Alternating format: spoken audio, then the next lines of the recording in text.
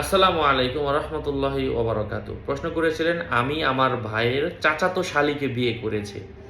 আমরা আগে তাকে বিয়াই বিয়াইন বলে একে অপরকে সম্বোধন করতাম। এখনও আমরা বিয়ের পরে তাই করে থাকি। আমাদের গুনাহ হবে কিনা ইসলাম কি বলে?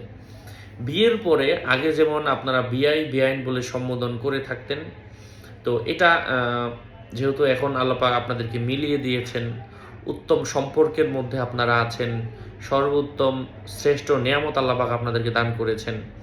তো এই জন্য আগে যেটা করেছেন এই জন্য যে এখন বিয়েটা অবৈধ অথবা এখন পাপ হচ্ছে, বিষয়টা এমন না। এটা একটা ভুল কথা।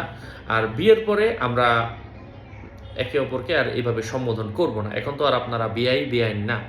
আমরা আপনার একে অপরকে ভালোবাসে আলাদা একটা ছোট নাম দিতে পারেন, অথবা তুমি বলে, অথবা অমুকের বাবা অমুকের মা, অথবা সে যেখানে চাকরি করে ওই চাকরির সম্মানিত কোনো পেশার সাথে যুক্ত করে ওনাকে এভাবে বলতে পারেন। মানে এক কথায় যেন উনি মনে কষ্ট না পান। আল্লাহ বোঝার তৌফিক দান করেন। আসসালামু আলাইকুম।